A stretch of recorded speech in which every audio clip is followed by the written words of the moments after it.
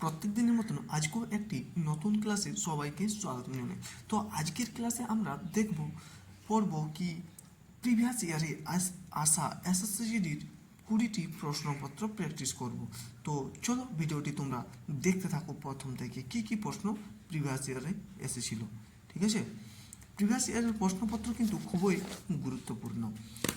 দেখলে বুঝতে পারবে তুমি কি ধরনের যে প্রশ্ন আসে, জিকে প্রশ্ন এসএসসিজিডিতে। ঠিক আছে, যারা নতুন তাদের জন্য কিন্তু খুবই হেল্পফুল হবে। তো চলো ক্লাসটি শুরু করা যাক। তো দেখো আজকের প্রথম প্রশ্ন কি রয়েছে। 2015 সালে ভারতের পরিকল্পনা কমিশনের জায়গায় কোন প্রতিষ্ঠানটি প্রতিষ্ঠিত হয়েছিল? তো চলো উত্তর করো, এটির কি হবে? তো এটির উত্তর হয়ে যাবে নীতি আয়োগ। ঠিক আছে, অপশানগুলো দেখালো। প্রথম অপশন কি দিয়েছিল? সিবিআই, দ্বিতীয় অপশন আরবিআই, তৃতীয় অপশন নবার্ড, চতুর্থ স্থান নীতি আয়োগ। তো এই নীতি আয়োগটা হবে এর উত্তর। ঠিক আছে, তো চলো পরের প্রশ্ন দেখি। 2 নম্বর প্রশ্ন কি বলছে? কোন ভারতীয় সঙ্গীতশিল্পী প্রথম কণ্ঠশিল্পী হিসেবে সর্বোচ্চ বেসামরিক সম্মান ভারতরত্ন পায়? কোন ভারতীয় সঙ্গীতশিল্পী প্রথম কণ্ঠশিল্পী হিসেবে সর্বোচ্চ বেসামরিক সম্মান ভারতরত্ন পান? তো চলো প্রথম অপশন কী রয়েছে দেখো, এম.এস. শুভলক্ষ্মী, দ্বিতীয় অপশন রয়েছে এ.আর. রহমান, তৃতীয় অপশন রয়েছে আর.ডি. বর্মন, চতুর্থ অপশন রয়েছে জাকির হোসেন। তো বলো এটির উত্তর কোনটি হবে? তো এটির উত্তর হয়ে যাবে এম.এস.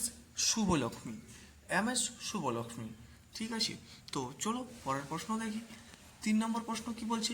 কোন ভারতীয় নৃত্যশিল্পী 2018 সালে ওডিসি নৃত্যের জন্য সঙ্গীত নাটক একাডেমি পুরস্কার দ্বারা সম্মানিত হয়েছেন?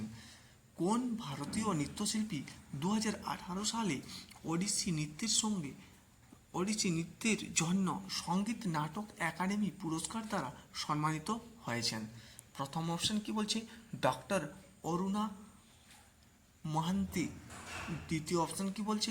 আখম লক্ষ্মী দেবী, তৃতীয় অপশন অ্যালম ইন্দিরা দেবী, চতুর্থ অপশন সুরূপা সেন। তো বলো এটির উত্তর কোনটি হবে? তো এটির উত্তর হয়ে যাবে সুরূপা সেন।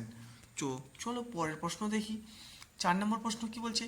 ব্যাডমিন্টন সম্পর্কে নিচের কোন উক্তিটি সঠিক? ব্যাডমিন্টন সম্পর্কে নিচের কোন উক্তিটি সঠিক? 1 নম্বর উক্তি কি রয়েছে?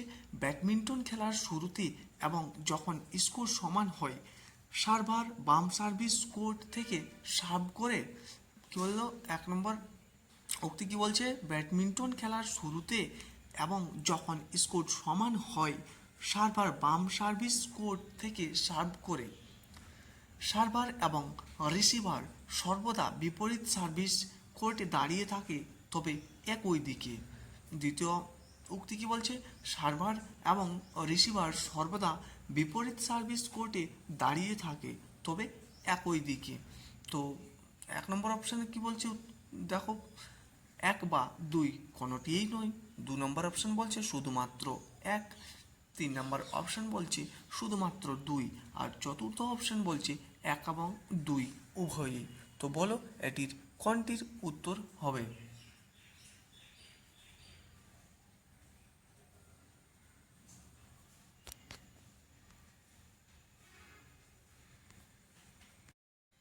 তো এটির উত্তর হয়ে যাবে 1 বা 2 কোনোটিই নয়। ঠিক আছে, তো চলো পরের প্রশ্ন দেখি। দেশ হলো একটি দেশ বা একটি দেশের সুসংজ্ঞায়িত অংশের সমস্ত ব্যক্তির একটি নির্দিষ্ট সময়ে জনতাত্ত্বিক, অর্থনৈতিক এবং সামাজিক তথ্য সংগ্রহ, সংকলন, বিশ্লেষণ এবং প্রচারের সম্পূর্ণ প্রক্রিয়া। তো প্রথম অপশন বলছে জাতীয় সমীক্ষা, দ্বিতীয় অপশন আদমশুমারি, তৃতীয় অপশন সংবিধান, চতুর্থ অপশন জনসংখ্যা। তো কোনটি হবে এর উত্তর? এর উত্তর হয়ে যাবে আদমশুমারি, আদমশুমারি। পরের প্রশ্ন দেখি।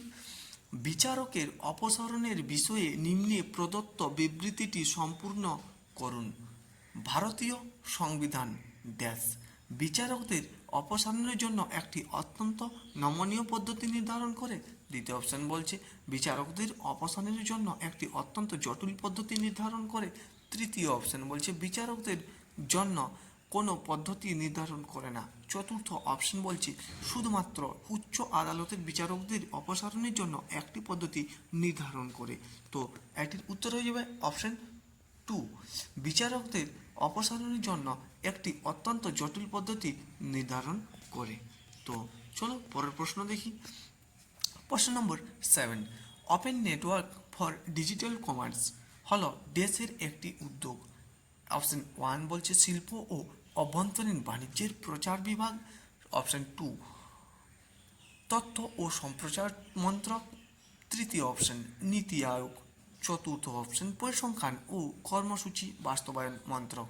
তো এটির উত্তর কোনটি হবে বলো? তো এটির উত্তর হয়ে যাবে শিল্প ও অভ্যন্তরীণ বাণিজ্যের প্রচার বিভাগ। ঠিক আছে, তো চলো পরের প্রশ্ন দেখি। প্রশ্ন নম্বর 8, মেন্ডেলিভ যখন তার কাজ শুরু করেন সেই সময়ে কতগুলি মৌল পরিচিত ছিল? মেন্ডেলিভ যখন তার কাজ শুরু করেন সেই সময়ে কতগুলি মৌল পরিচিত ছিল? তো বলো অপশন। প্রথম অপশন বলছে 36, দ্বিতীয় অপশন 29, তৃতীয় অপশন 63, চতুর্থ অপশন 47। তো বলো এটির কোনটি উত্তর হবে? তো এটির উত্তর হয়ে যাবে 63। পরের প্রশ্ন দেখি। ভারতীয় উপমহাদেশে প্রচলিত লিপির প্রাচীনতম রূপটির নাম কি? ভারতীয় উপমহাদেশে প্রচলিত লিপির প্রাচীনতম রূপটির নাম কি? অপশন। প্রথম অপশন সংস্কৃত, দ্বিতীয় অপশন পালি, তৃতীয় অপশন সিন্ধু, চতুর্থ অপশন ব্রাহ্মী। তো এটির উত্তর হয়ে যাবে অপশন তৃতীয় অপশন সিন্ধু। সিন্ধু, ঠিক আছে, সিন্ধু লিপির। ওকে, পরের প্রশ্ন দেখি। পরের প্রশ্ন 10 নম্বর প্রশ্ন কি বলছি? রঙ্গস্বামী কাপ ড্যাশ ক্রীড়ার সাথে জড়িত। রঙ্গস্বামী কাপ ড্যাশ ক্রীড়ার সাথে জড়িত। তো এটির উত্তর প্রথম অপশন কি বলছি? ব্যাডমিন্টন ক্রীড়ার সাথে জড়িত। দ্বিতীয় অপশন ফুটবল ক্রীড়ার সাথে জড়িত। তৃতীয় অপশন টেনিস ক্রীড়ার সঙ্গে জড়িত। চতুর্থ অপশন হকি ক্রীড়ার সাথে জড়িত। তো এটির উত্তর হয়ে যাবে হকি ক্রীড়ার সাথে জড়িত। কিন্তু এই ধরনের প্রশ্নগুলো এসএসসি জিডিতে অনেক এসে থাকে। ঠিক আছে, যেমন কে কোন খেলার সঙ্গে যুক্ত, কোন পুরস্কার কোন খেলায় দেওয়া হয়।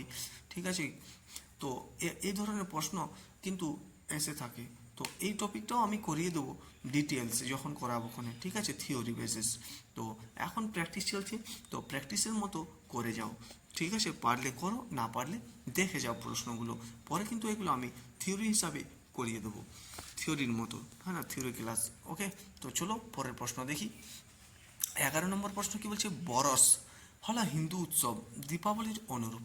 বরস হলো হিন্দু উৎসব দীপাবলির অনুরূপ যা ড্যাশ উপজাতি দ্বারা উদযাপিত হয়। বরস হলো হিন্দু উৎসব দীপাবলির অনুরূপ যা ড্যাশ উপজাতি দ্বারা উদযাপিত হয়।